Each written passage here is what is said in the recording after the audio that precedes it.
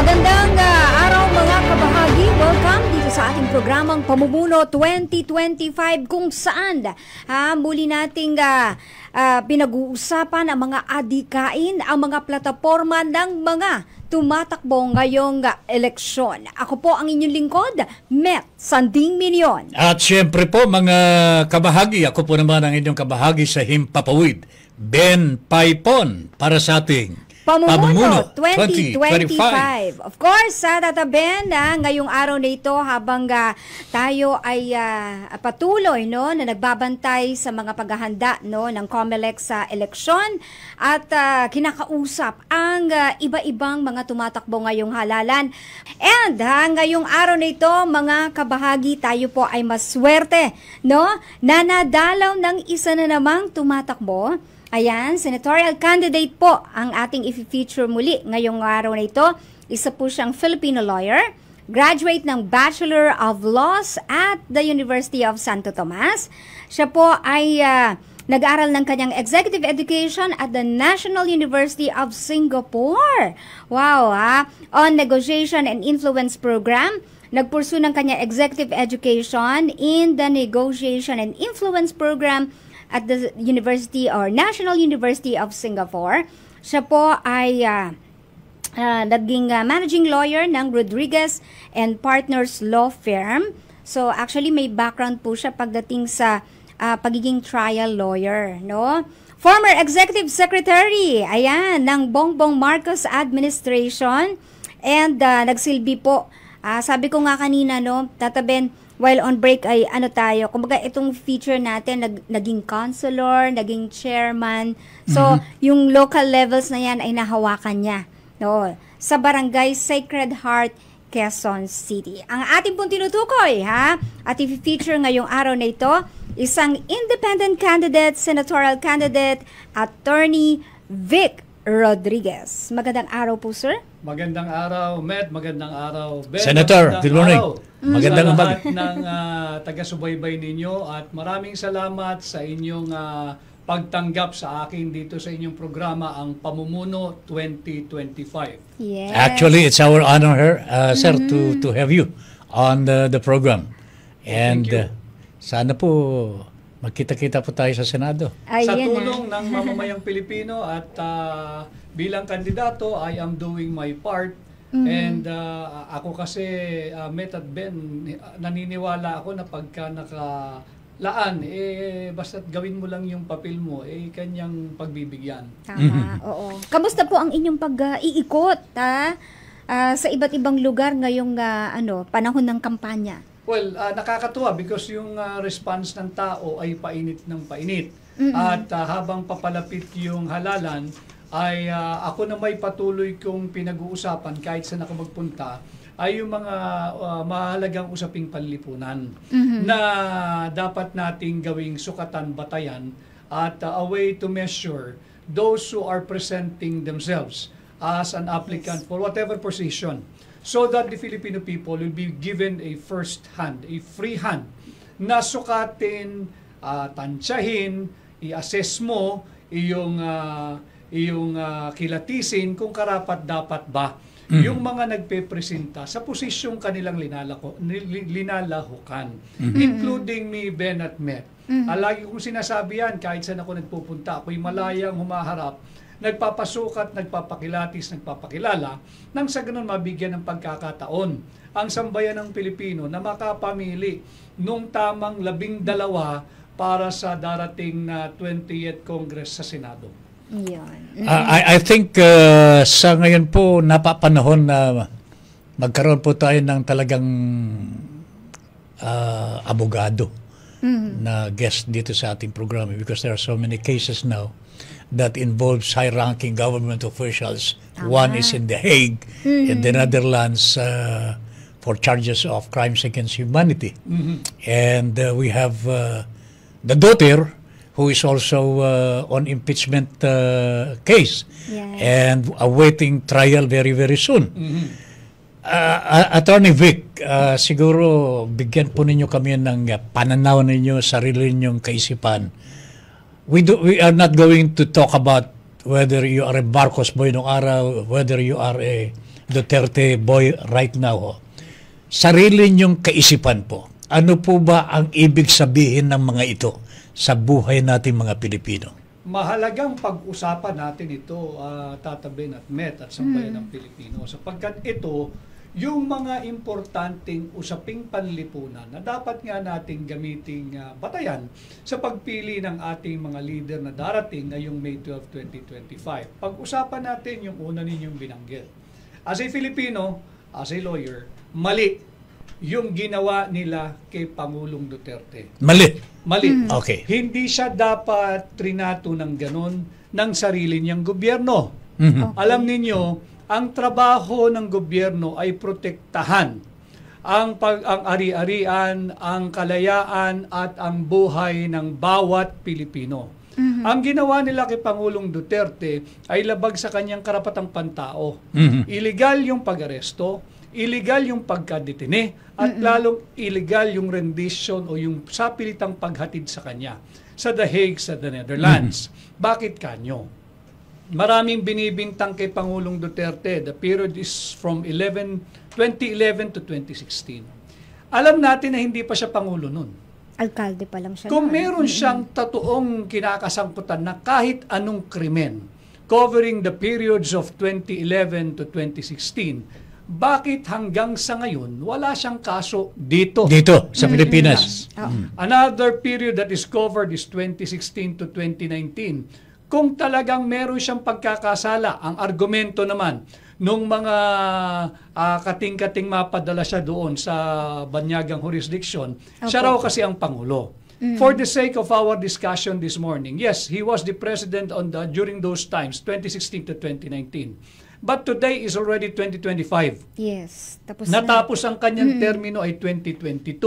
Between 2022, July 1 to March 10, kasi March 11 siya sinalbahe, ngayong taong kasalukuyan From July 1, 2022 to March 10 of 2025, bakit ni isang kaso? Walang naisang palaban sa kanya.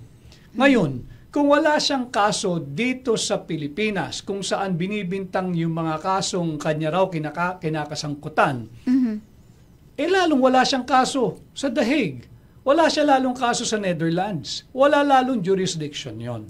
At para lang din sa kaalaman ng ating mga kababayan, alam kasi nating lahat na hindi naman tayo failed state at wag sana tayong umabot sa ganun. Na kinakailangan na ang pakikialam at panghihimasok ng isang banyagang jurisdiksyon, ng isang mga banyagang taga-usig at banyagang mga mahistrado para lamang maipatupad ang ating mga batas. Okay. Alam naman natin, magpunta ka ngayon sa kahit na anong piskalya at subukan mong maghabla, hahanapan ka nung notice to file action o yung certificate to file action. Saan galing yung certificate to file action? Sa barangay. Oo. Ibig sabihin, yung first level ng ating justice system, which is the katarungang pambarangay law, gumagana. Kailangan ka munang dumaan sa barangay conciliation and mediation process bago katanggapan ng reklamo ng piskalya o kaya ng Metropolitan or Metropolitan Trial Court. Bukas ang MTC bukas ang RTCs, bukas ang Court of Appeals, bukas ang Ombudsman, bukas ang Sandigan Bayan, bukas ang Court of Tax Appeals, at higit sa lahat, bukas ang Korte Suprema. Kaya walang puwang ang dayuang jurisdiksyong manghimasok at makialam sa ating justice system. That is for the first item that you have intimated. Yung kay Sara po, yung Vice impeachment. Yung kay Sara is again a continuation of the political persecution that is being that we are witnessing that the Marcos administration are doing against the Duterte family. Yung kay Vice President Inday Sara Duterte, yan ay bilang abogado at bilang Pilipino, ito'y invalid. Ito ay unconstitutional impeachment complaint. Why? Because when you read the Constitution and when you read the very own rules of the House of Representatives, for the House of Representatives to be able to use or utilize that mode of impeachment, yung automatic transmittal ng impeachment complaint to the Senate at yung conversion ng complaint into an articles of impeachment, dapat yan ay verified. Sa ating saligang batas, malinaw yan, dapat ay verified. Sa ating rules of court, malinaw yan ay verified. Sa kanilang kasalukuyang 19 Congress rules ng Kongreso, dapat ay verified. Ano ba ibig sabihin ng verified? Ibig sabihin ng verified, nabasa mo at naunawaan mo. At ito'y base sa iyong personal information, knowledge, or belief at suportado ng authentic document. Paanong nakapirma yung more than 215, initially 215 congressmen na tataben? Yes, para paano nakapirma yung 215? In one day? No, not even. One day is 24 hours. Yes. They were able to discuss about this and sign in 7 hours. Oh my goodness. 30 pages ito wala pa yung annexes and attachments. Pag ating susuriin, para maintindihang malalim ng isang nag-iisip na ordinaryo yung talino na mamamayang Pilipino, you have to have at least 10 minutes para maunawaan mo. Correct. Yung binabasa mo bago mo pirmahan. Kasi kongresista sila 10 minutes. Sa isang oras, meron lamang 60 minutes. So, 6 lang ang makakapirma. 7 oras lang nilang trinabaho yon. Wala nang kahit anong break. You multiply 6 times 7, that is only 42. Lagay mo ng tigli 5 minuto kung sadya talaga silang talentado at henyo at naintindihan lahat yung kanilang pinirmahan. The maximum is 84. Yung case saan galing yung 215?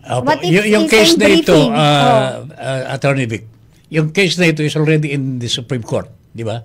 May nag-question na. May nag-question. Yes. So, we will have to wait for the decision of the Supreme Court on this.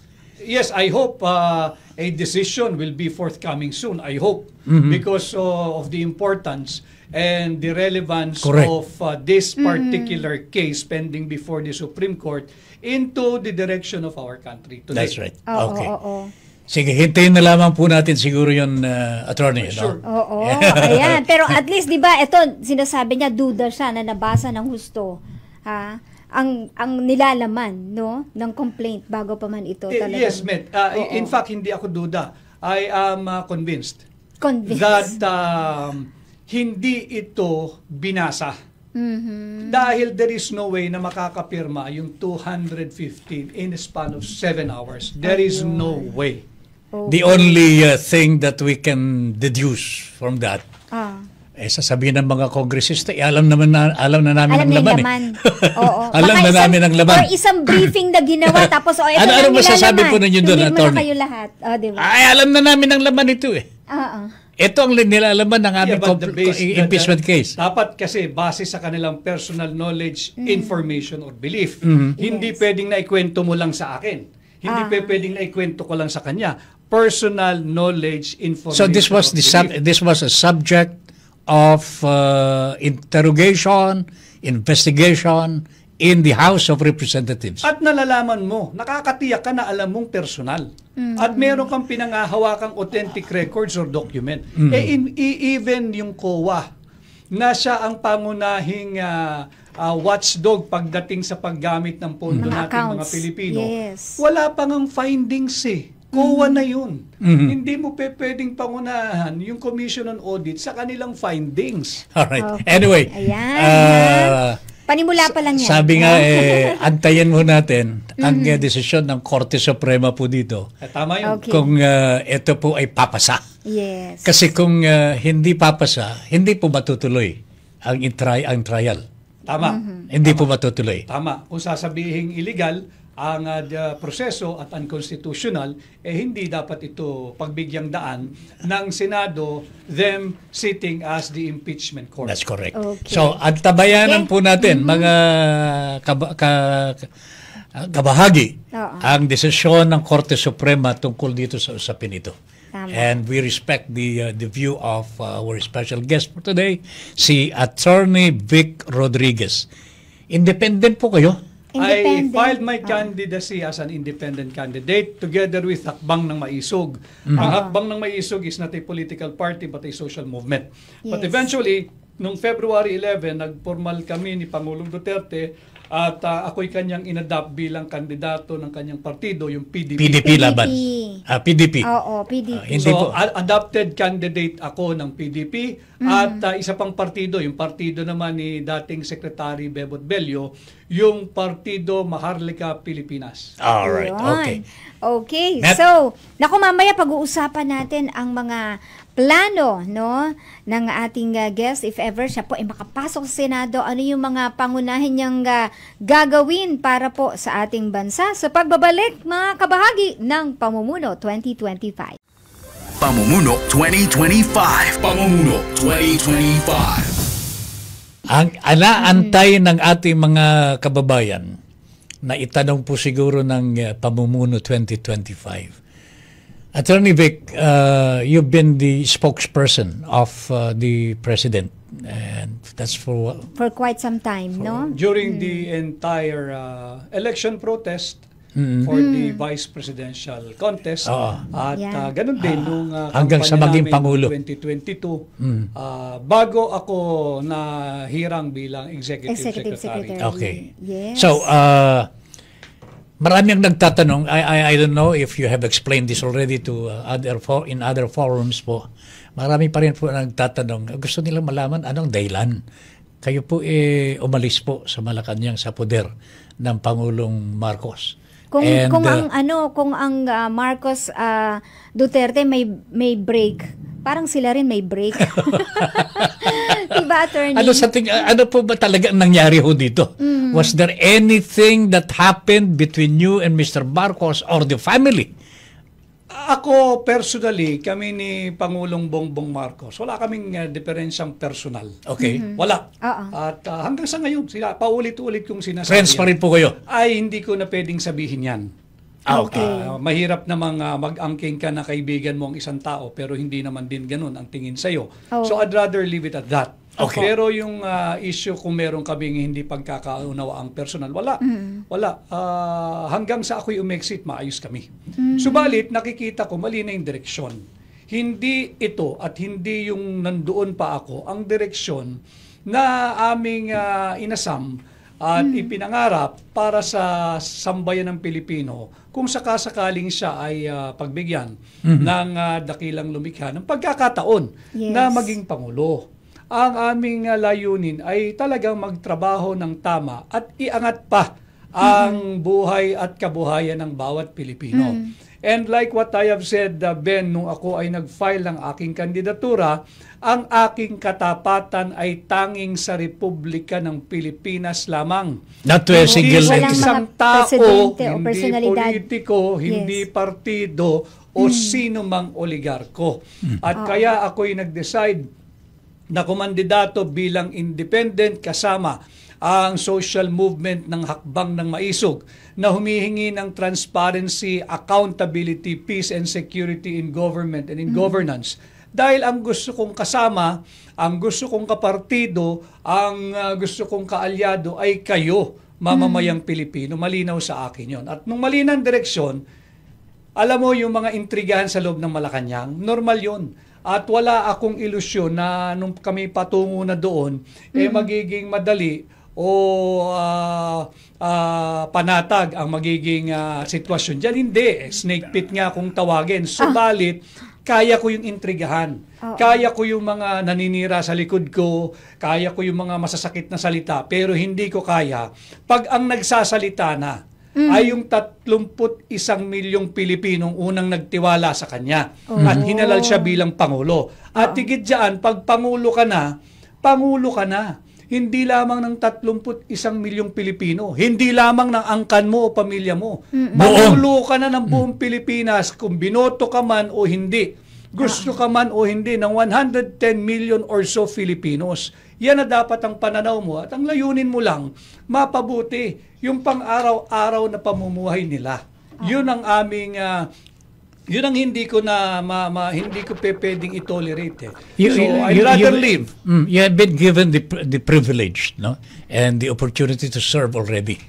And with the president, the elected president, that's Ferdinand Marcos or Bongbong Marcos. Bakit po niyo pinili pang iwanan siya? Sapagkat mali yung direksyon eh.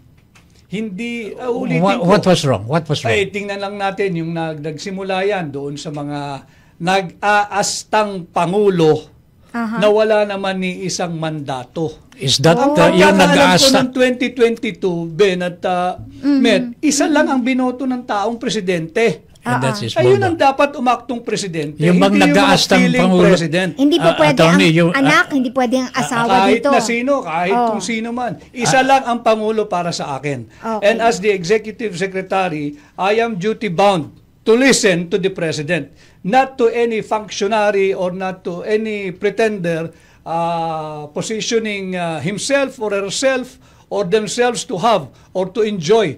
Not even a single mandate of a Filipino. Was there any member of the family that interfered? Normal kasi yun eh. Normal Okay. yun. Yung makikiusap ka, maglalabi ka. Hindi lang pamilya lahat. Ganyan naman talaga yan. Oo. At normal yun. Naiintindihan ko yun. Nauunawaan ko yun. Ano Pero ang hindi abnormal maganda? na pag kinakailangan, minamanduhan ka natin itong gawin, itong i-appoint. Hindi pa pwede. Sabi ko hindi pa pwede. Di Kumbaga, na baling hindi tayo magkasundo. Sanay nag-uutos. No? Sanay Hindi pa nag-uutos. pwede. Hindi pa pwede. Hindi na. Buti sana kung kaaya-aya naman yung pagkatao ng mga linalapit o kaya makikita mo na yung motibasyon para makapasok ng gobyerno ay maglingkod. Hindi eh. Kilala nyo. Naku, malayo pa lang, naaamoy mo na eh. Naku. Malansa na eh. Ba't mo pa pagbibigyan? Alright. Okay. Hindi na po namin tutukuyin kung sino po Oo ang nga. tinutukoy ni Attorney Just Vic. read between the lines. Yeah, Tatabi. Sana ay kunin kong pagkakataong ito na sana yung may pagkakataong makabili ng aking libro, yung Kingmaker, Yes. the hard copy, Oo. certified as a bestseller by Fully Book. Available pa po ito sa lahat ng Fully Book, kagaya ng programa ninyo nationwide. Okay. At available din ito kagaya ng programa nyo worldwide through Yes. Amazon. Ayan. Oo. Baka naman, Doon baka na naman gusto mo kasiwalat magpadala dito ng Sure, kopya. sure. Doon nakasiwala, Tata Ben. Opo, ay gusto ang mga nangingialam. gusto kong basahin po yan. Padadala diba? po tayo ng kopya ninyo. Okay. Salamat po, salamat. Ayan. Alright. Okay. Sige, pag-usapan naman natin, ito isang issue na medyo mainit. Lalong-lalo na, or hindi medyo, mainit talaga, lalong-lalo na ngayong panahon ng eleksyon. Ang sinasabi yung political dynasty. Wherein, well, sa ibang mga lugar sinasabi, kasi walang choice. Ang taong bayan, kumbaga, kung pare-pareho na magkakamag-anak yung mga tumatakbo. Pero po sa nangyayari ngayon, even sa sa mga senatorial slate natin, sa hanay ng mga kongresista, nakikita natin na pare-pareho halos ang apelido. Ano po ang take ninyo dito sa sinasabing kailangan umaksyon ang ating pamahalaan para matigil na ang political dynasty? Sang-ayon ako ron. But we have to come into our basic understanding and agreement first amongst us Filipinos. What constitutes political dynasty? We have to define what is political Kailangan dynasty. And when you say a family ruling in a particular city, province, barangay, region, or kung ilan man, Yes po. may mga mabubuting dynastiya rin kasi. Talaga namang meron yung ang puso ay maging tunay na lingkod bayan. At kung sila'y paulit-ulit na tinatangkilik ng kanilang nasasakupan, I don't see anything wrong with that. For as long as walang terrorism, walang pananakot, walang coercion, walang intimidation, walang paggamit ng akap, ng ayik sa kung ano-anong ayuda para Tupad. bilhin yung boto. Nakiulit yun, akap. Akap, ang akap pala, Tupad. tatakin, ang pagka hindi pala nakaharap yung mga sambayan ng Pilipinong pinamumudmura ng akap, pag sila na lang pala nagkwekwentuhan, ang definition pala sa kanila ng akap ay ang kakapal ng aming pitaka. Yung palang Yung pitaka pa nila kumapal, hindi yung mga taong tinutulungan. At diba? yung paggamit ng flood control funds. Yes. Ang bumabaha pala bukod sa isang lugar Yes po. ay binabaha ng kwarta ng Pilipino ang kanilang mga bulsa. Yun ang masaklap.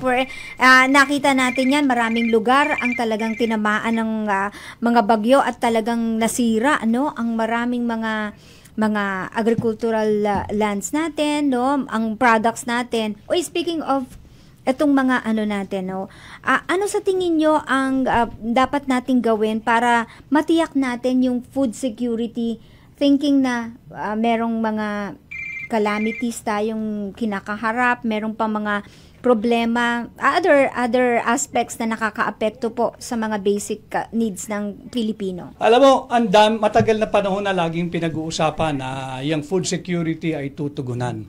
At Ben, matagal ka na rin nag-cover. Yung food security niyan, dapat graduate na yan into food sovereignty.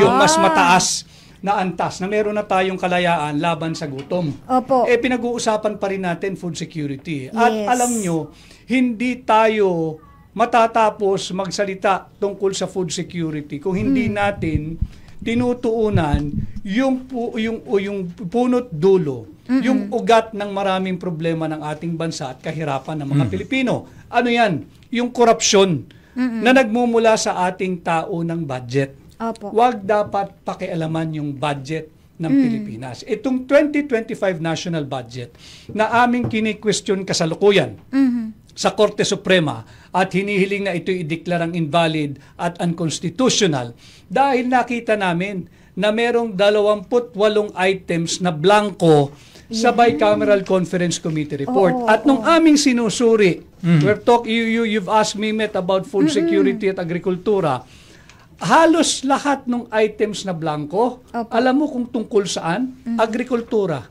My goodness. Kanya hindi nakakagulat. Nakita namin, hindi nakakagulat. Hindi tayo talaga makakatugon sa seguridad ng pagkain ng mga Pilipino kung pinakikilaman yung budget. And this is worth 241 billion. More or less. More or less. Pagka sinuma mo. Opo. Ngayon, pinagpalit-palit, ginagil yung pondo. Hindi mo na alam kung saan linagay yung pondo dito, saan linipat at magkakano. Yun ang nakakatakot dyan. Is there any idea already, Attorney Vic, kung sino sa mga kongresista or senador ang pumirma dito sa blank check?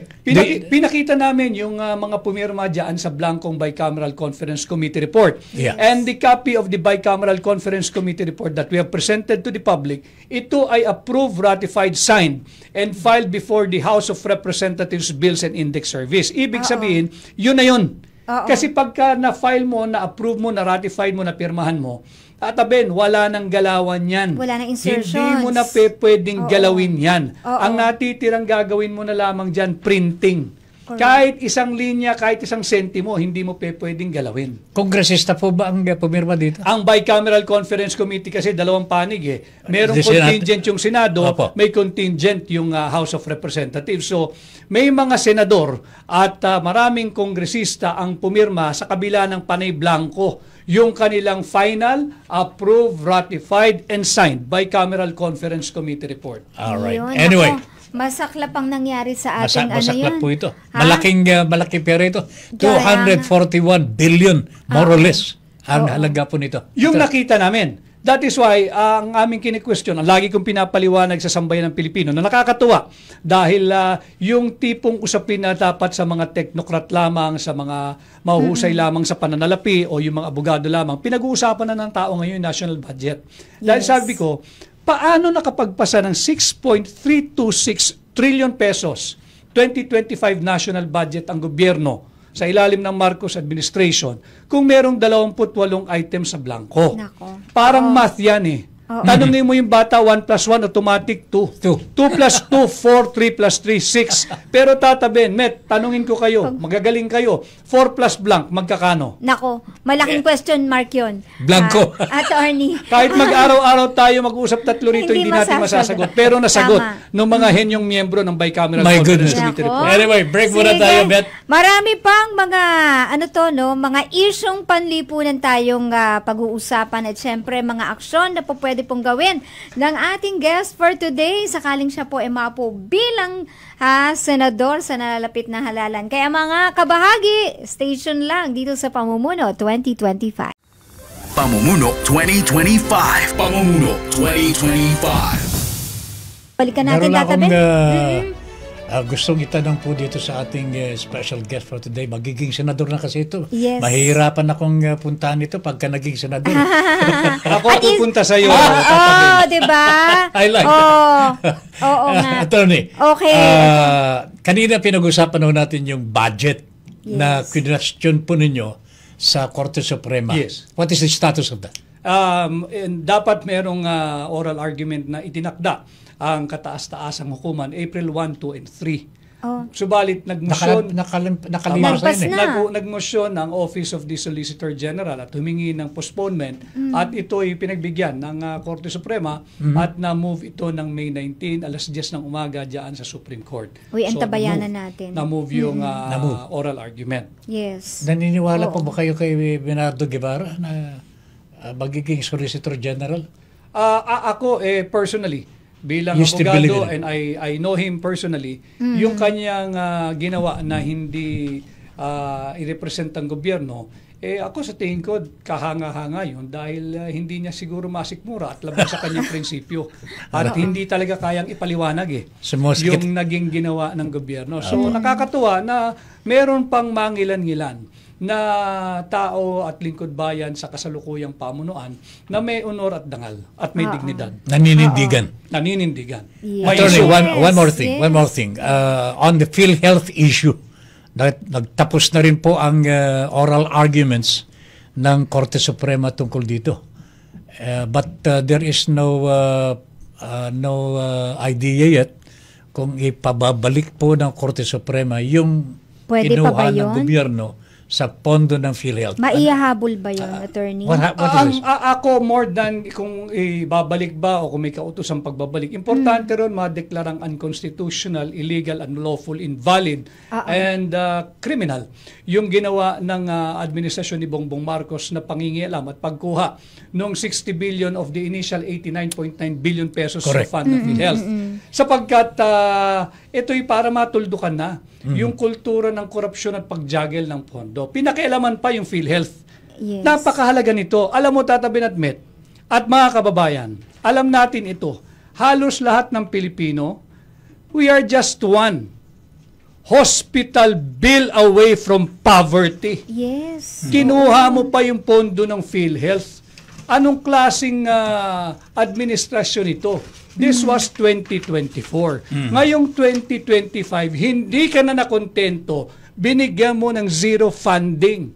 Wala kang binigay ni isang sentimo para ponduhan ng PhilHealth. Again, I'd repeat, I'm a firm believer that many Filipinos, if not most, just one hospital bill away from poverty. Pinakialaman pa ng Marcos administration ang PhilHealth funds. Paano na yun? Ano? Marami pa naman tayong kababayan Hirap na hirap pagka ganito may mga sakit, di ba? No? I'm just talking about the share of the government. Hindi pa nila sinasagot. Paano yung mandatory contribution ng mga pribadong manggagawa sa pribadong sektor? Yan ang pasama dun sa kinuha. Hindi mo pa nakukuha yung sahod mo tuwing kinsenas at katapusan. Nakaltas na. Nasaan yung private money? Hindi mo pwedeng bigyan zero funding ang PhilHealth. May private part component yan Nasaan yung bilyong-bilyong piso na contribution ng mga pribadong manggagawa?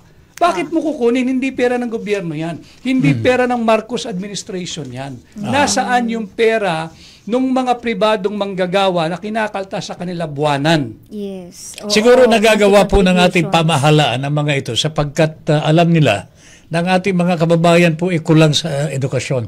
Mga estudyante po natin, hindi po talaga nakakapag-aral ng totoo at tama. I hope you know what I'm trying to say here. Ano po bang, meron po ba kayong nakikitang mali sa edukasyon po natin na pinaiiral ng ating pamahalaan? Malungkot at masaklap ang estado ng ating education ngayon. Sapagkat itong Congressional Commission on Education 2 o yung EDCOM 2, meron din silang findings, Tata Ben, na ang ating mga kabataan na edad 3 to 5 years old, 25% sa kanila ay gutom. Gutom. Gutom. Walang makain. Walang makain. Paano ba in relation to that, kung gutom. halos lahat ng grade 4 students na naka-enroll sa public school system ng Pilipinas ay hindi dapat grade 4 dahil sila'y mangmang at dapat daw ay grade 1 lamang. Hindi ko salita ito Ito ay makikita ninyo sa Congressional Commission on Education 2 o mas kilala bilang EDCOM 2. Nandyan yung report na yan. Anong ginawa ng Marcos administration ngayong taon?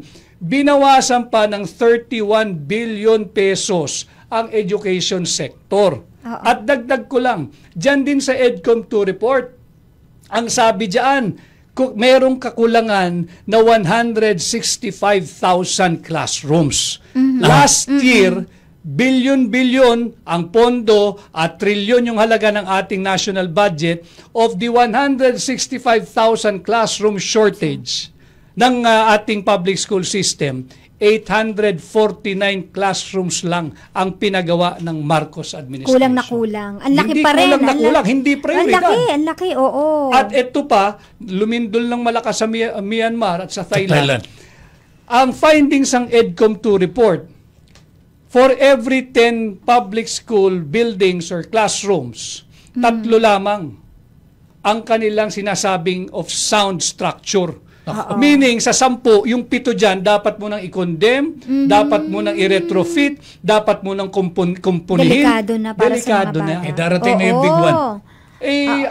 Hindi natin hinahangad yun. Dahil palakihin natin yung bilang. Ibig sabihin, sa 100 school buildings, 30 lang ang safe, yung 70 hindi. Nako na. Binawasan mo pa rin ang 31 billion ng education sector. Magkataong may klase, ha? Nung nangyari yung big one. Kawawa naman yung mga mag-aaral natin. At yan ay hindi ko salita. Yes. Pwede niyong i-fact check yan. Nandiyan yan sa EDCOM 2 report. Alright. Sir Vic, attorney, mapapag-usapan na natin ang kahirapan na talaga ng tao bayan. Ano? At hindi po natin may ialis po dito yung problema po natin sa inflation. Problema po natin sa mga sweldo ng mga manggagawa na hindi umaangat, hindi tumataas. Problema po natin yung presyo ng mga bilihin. Talagang patuloy na pagtaas. Ano nakikita niyo dito? Bakit hindi parang po kahirapan na binanggit mo, Tata Ben, bakit po hindi maitaas yung sweldo ng mga manggagawa? Dahil po ba gusto ito ng mga employers? Unang-una, hindi natin pwedeng asahan na tayo'y makakarating sa ating destinasyon kung mali ang direksyon ng ating bansa. Mali ang direksyon Kaya kinakailangan natin itong ituwid. At maganda na mayroong ganitong programa, yung Pamumuno 2025, upang malaman ng mga sambayan ng Pilipino yung mga makabuhuluhang usaping panlipunan that will affect them today, that has affected them yesterday, and that will affect them in the many days to come. Yes. Inflation, yan ang problema. Hindi political persecution. How do we combat inflation? Ang inflation dapat, ang namumuno ay ang gobyerno. Labanan natin ang inflation, unang-una, dapat ang ating taunang budget, ang layunin ay mapababa yung ating sovereign or national debt. How do we do that? We should stop spending more than what the government earns. Can earn. We should stop spending more than what we have. Yes. Paano? Kailangan may fiscal discipline ang Marcos administration. Dapat meron tayong austerity programs or measures at meron tayong matuto tayo ng belt tightening. Paano tayo mapupunta dyan? Sige ng bigay ng akap ng ayuda ng AYEX. So, ito ang problema po natin ngayon. Kung kayo po ba ang mapupunta sa Senado, tatanggalin nyo na itong mga ayuda na ito? Lalabanan ko. Ako ang magiging tinig, mata at boses at tainga ng ordinaryong Pilipino sa taunang pagpasa ng ating national budget. Again, I believe the alpha and the omega of corruption, nandyan yan, deeply rooted sa ating national budget. Bantayan natin yan sa pagpasa pa lang, sa paglilimbag pa lang, hanggang sa paggamit ng pondo. Bantayan natin. Yan ang aking gagawin, numero 1 bilang senador ninyo. Alright. Okay, sige. Mamaya tatanong natin, ano yung mga plano ng ating senatorial candidate, Attorney Vic Rodriguez, pagdating sa disaster. Nako, kanina na pasadahan na natin yung big one. Ano ba yung pwedeng gawin ng gobyerno natin para mapigilan at least yung laki nung idudulot nitong damage sa ating bansa sa pagbabalik ng Pamumuno 2025. Pamumuno 2025. Pamumuno 2025. Okay, muli po nagbabalik ang Pamumuno 2025. Nasa final segment na tayo ng programa. Kanina nabanggit ko ang tungkol sa disaster preparedness. Pero bago yan, yun na munang isang matinding tanong ni Tata Ben usually para sa mga nagiging guest natin dito sa Pamumuno 2025. Ayan, Tata Ben. Hindi kinatatakutan ito, attorney. Hindi kung hindi, talagang kinagigiliwan po ng mga guests po namin. Yes. Because this is where you can really expound your thoughts. Nabanggit na po ninyo ang mga problema po natin na kinakaharap. Nabanggit na po ninyo ang low wages, high prices, and so on and so forth. Yung kawalan po ng control ng gobyerno ngayon sa kalakaran sa ating pamumuhay.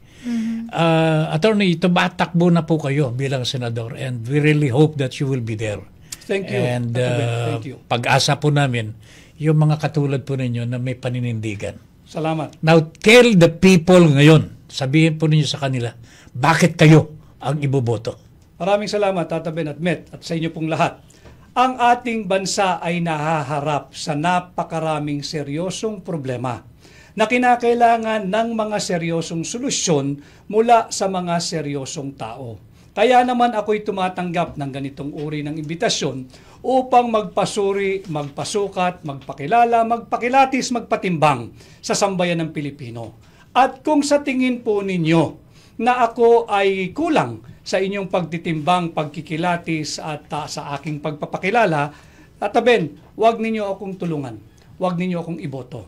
Pero kung sa tingin ninyo ako ay karapat-dapat mapahiram ng inyong sagradong mandato at tiwala, pakitulungan po ninyo ako mangampanya at maghatid po kayo ng isang bagong katulad ko sa Senado ngayong May 12, 2025. Ako po ay si Attorney Vic Rodriguez, inyong senador, Pilipino, abogado, maisog.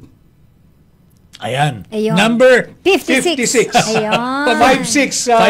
5-6. Madaling tandaan, 5-6, hindi po utang, hindi pa utang, hindi ito pabigat. 5-6. Tratuhin po ninyong puhunan patungo sa mabuting lipunan. Kasi 5-6 po may ibang connotation yan. Correct. Pero ituring po ninyo na ito ay isang puhunan. Yes. Oo. Kolektibong puhunan ng sambayan ng Pilipino para mailagay natin sa tamang direksyon ang ating bansa. Pero parang ngayon lang ako nakarinig ng ng tumatakbo na sinasabi niya mismo, kung sa tingin ninyo hindi ako, wag niyong iboto. Dapat. 'Di ba no? Because ganyan dapat ang mindset nating lahat. Hindi lang ako na kandidato, lahat ng Pilipino. Huwag na natin ibalik sa pwesto yung paulit-ulit dyan. Yung iba'y 12 taon, 16 na taon. Ano pa ba ang hindi mo nagagawa? At kung hindi mo pa nagagawa, ba't hindi mo ginawa nung nariyan ka? Yun nga. That is the question. If we love our country, that should be one of our basis to measure sinong ilalagay natin. Hindi lamang sa Senado, but since I'm running for the Senate, diyan simulan natin sa Senado. Tama. At pati diyan sa Kongreso. Hindi porke naanggihan tayo ng akap at ayuda, tatutuhin na nating patron yung mga mambabatas. Hindi, pera natin yan. Pera natin yan eh. Galing sa buwis yan. Tama, oo iba nakalibre na ng no? Ng promotion. Sinakyan lang yung mga tupad at akap. Meron akong itatanong kay attorney. Yes, go ahead, Tata Ben. Di po ba napapanahon na yung mga high officials natin in Congress, House of Representatives and the Senate, magbawas po ng kanilang mga sweldo? Tama yun. Di ba? At dapat hindi na sila binibigyan nung tinatawag nating pork barrel. Dahil ang trabaho ng mambabatas, senador man o kongresista, ay bumalangkas, magpasa, mag-amenda o mag-repeal ng batas. Ngayon, kung gusto mo, namumudmud ka ng ayuda, mag-apply ka sa administrasyon, maging DSWD secretary. Opo. Hindi ba? O kaya mag-governor ka o kaya mag-mayor ka. Hindi ka dapat nasa Senado. Hindi ka dapat sa Kongreso. Yes. Because that is not the core function of a senator. That is not the core duty of a congressman. Hindi dapat yan. Bakit kinakailangan nagmumudmud ka ng ayuda? That's a legitimate way of vote buying. Hindi dapat yan. At yan, kaya I'm very passionate about this sapagkat walang proven societal benefit yung AKAP at kung anumang ayudang yan. Maghanap kayo, Tata Ben, ng isang recipient paulit-ulit ng AKAP, AIX o kung anumang ayuda. At tanungin ninyo kung kaya niyang magbigay ng testimonial o patotoo na bumuti yung buhay niya at ng kanyang pamilya dahil sa AKAP at Yun. Wala. Walang proven societal benefit yan. Natuto lang umasa. Alam mo, diba? ang dapat bigyan ng ayudan, totoo. Yung mga matitigas ang tuhod sa trabaho, yung nagbabanat ng buto. Yun. Bakit mo bibigyan ng pera? Sige, kabigay ng pera, papila. Yung standby. Oo nga.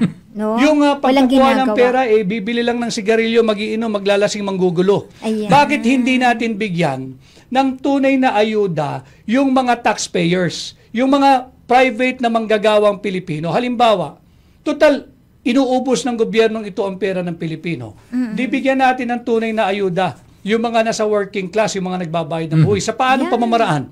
Bigyan mo ng 1 buwan o 2 buwang income tax holiday. Hayaan mong maiuwi nila yung pinaghirapan nila ng kinsenas at katapusan ng buo sa kanilang pamilya. Naku, Bigyan matutuwa natin ang ng mga ayuda manggagawa yan. na yan. Naku, Yan ang attorney, pinakamagandang solusyon. Because they share in nation building through the payment of taxes. Yeah. Bakit wala silang nakukuhang ayuda sa gobyerno? Yung AKAP at AIX, they're targeting yung mga dependent sa mga politiko para habang buhay na lang silang paulit-ulit na That's right. binoboto. Yes. All right. Okay. Sige. Yung isang question ko, no, yung tungkol sa disaster preparedness, no.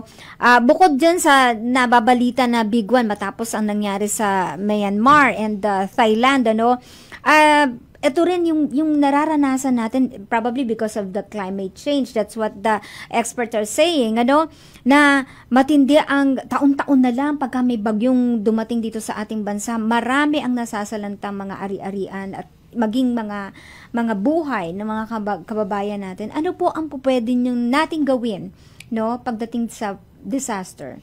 Yung disaster, alam naman natin, wala tayong tugon dyan, wala tayong gamot dyan. But, nature. Oo, nature yan. Pero, dapat yan, meron tayong, tama yung sinabi mo, Met, yung preparedness. We try to anticipate, we try to foresight, and the most that we can do is try to mitigate kung ano man ang magiging epekto ng kung ano mang disaster. How do we mitigate? Nabanggit kanina yung lindol. May findings na yung EDCOM to report. Out of, for every 10 school buildings, 3 lang ang reliable. Yung 7, kinakailangan mo na ipakumpuni o kaya ipagiba. So, paano natin gagawin yan? Huwag lang nanakawin ng mga mambabatas at ng kung sinong tiwaling tao sa gobyerno yung pera para sa infrastruktura. Bigay natin yung pera at talagang magtayo tayo. Saan ka nakakita? Umulan lang ng malakas yung mga substandard na tulay bumibigay. Saan ka nakakita niyan? Di ba? Tapos, only in the Philippines. Huwag natin kalimutan. We're talking about disaster preparedness, anticipation, foresighting, and mitigation. Huwag natin kalilimutan, itong nangyari anong latter part of last year. 200 inosenteng Pilipino patay, nalubog sa baha, na landslide, na anod sa Bicol. Bakit? Yung pera para sa flood control programs na nawawala Sinakripisyo, 200 inosenteng Pilipino patay. Yan ang dapat nating, yung budget talaga, ang ugat, ang punot dulo ng korupsyon at kahirapan sa ating bansa. Ang sabi po nila, Attorney Vic, yung korupsyon dito po sa ating bansa, lalong lumalala sapagkat walang accountability walang naprepreso, walang napaparusahan sa mga plunderers. Yeah, speaking of plunder, yan diba? Ang aking nais gawing layunin. Pangalawa sa pagbabantay ng budget. Ang isisigunda ko, I will move to amend the plunder law and reduce the threshold from 50 million to 1 million pesos. Sapagkat bago ka makasuhan ng plunder or pandarambong, kinakailangan ang nananakaw 50 bilyones. At least 50 million pesos. Why do we have to wait for this a wicked government official or functionary, whether elected or appointed, na manakawan tayo ng mahigit 50 million bago natin maihabla? At pag nagawa ko yan, Ben at Met, aking isusunod ang pagpapanukala sa pagbabalik ng death penalty bilang kaparusahan sa lahat na magnanakaw sa pera nating mga Pilipino. Tinututulan ng mga kongresista yan. Naiintindihan ko naman. Baka marami sa kanila. At babalik ako paulit-ulit sa inyong programa at dito naman ako magsusumbong sa sambayan ng Pilipino kung sino ang kokontra sa panukalang yan. Dahil dalawang uri lang ng tao o grupong kokontra dyan. Unang-una, yung kasalukuyan ng nagpapakasasa at nagnanakaw sa pera ng Pilipino o may planong magnakaw o magpakasasa sa pera natin mga Pilipino. Welcome back to Pamumuno 2025. Malamang dito na ako mag-opisina. Marami siyang masisiwalat. Pero ito talaga ang pinakamainam na nadinig po natin ang mga bayan. Yes, oo. May parusa kailangan. Dapat meron. May parusa. At kinakilatiyakin ng ating pamahalaan na may parusa para sa mga korap. Correct. That's right. Okay. Sige, so, naku, maraming mga nagpapa-shoutout dito. Si Sia Dalman, Milicel Carranza, Susain Abelio, Joshua Ona, Jillian Cruz, Kaishi Bago, ito yung nag-celebrate ng birthday. Si Tina Claor, Nicole Garcia, Lacrence Luna, Justin Algoriza. A special mention daw, happy birthday sa ating kasama sa tech on board natin si Dromar Nabay. Happy birthday. Ayan. Birthday din ni teenager na ba? Teenager na. Birthday din ni sino ito? Na ating manager, Ram Malonzo. Ayan, Sir Ram. Yes, oo. At merong question si Angel Dalman pero nabanggit na yung tungkol sa political dynasty. Si Jefferson Cruz din, ano daw pwedeng gawin para masugpo ang fake news? Ayan, maikling sagot lang po. Ayan. Ano ang fake news? If it's an expression of one's opinion, it's not news. It's an opinion. It's an opinion. And when you express your opinion, walang fake dyan. Wala. Opinion niya yun. Maaari kang hindi sumang-ayon, pero opinion niya yun. Di wag mo siyang pakinggan, but it cannot be tagged as fake. Pero because there is no fake opinion. Correct, that's right. Okay, dapat pero merong fake na balita. Yun na. Yun. Bukas naman ang ating batas dyan. May libel na, may cyber libel na, may kung defamation, may danyos. Pwede ka magabla. Pero yung iba-brand mo, yung hindi mo nagustuhang commentary or opinion as fake news.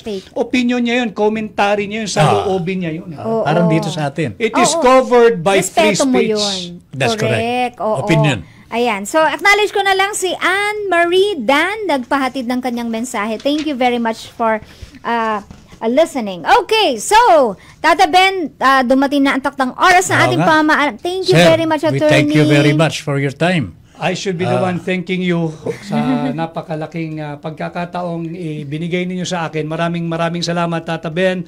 Maraming salamat, Met. Maraming salamat sa lahat ng bumubuo ng inyong programa, Pamumuno 2025. At higit sa lahat, maraming salamat sa lahat ng sumusubaybay sa programang ito. Thank you very much po. Ayan. Okay, so, bago tayo tuloy magpaalam, thank you very much din sa ating mga kasama sa production. Of course, sa pamumuno ni Miss Ango, andyan syempre ang ating manager Ram Alonzo, si Fiana Sweet Ferrer, and si Serge Magat, all from the production. At syempre, shout out po tayo sa ating mga technical people, Joshua Seda and Romar Napay sa technical department, and CST Aldrin Santiago, ang isa sa mga researchers po natin.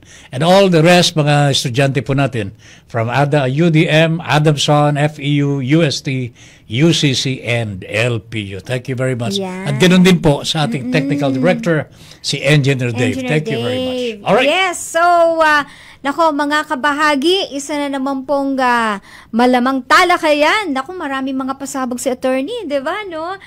Thank you very much sa mga sumama sa amin. And of course, tomorrow magbabalik ang ating programang Pamumuno 2025. Ako po ang inyong lingkod, Met Sandino. At syempre po, ang inyong kabahagi sa Himpapawid, Ben Paipon, sa ating Pamumuno 2025. Pamumuno 2025. Pamumuno 2025.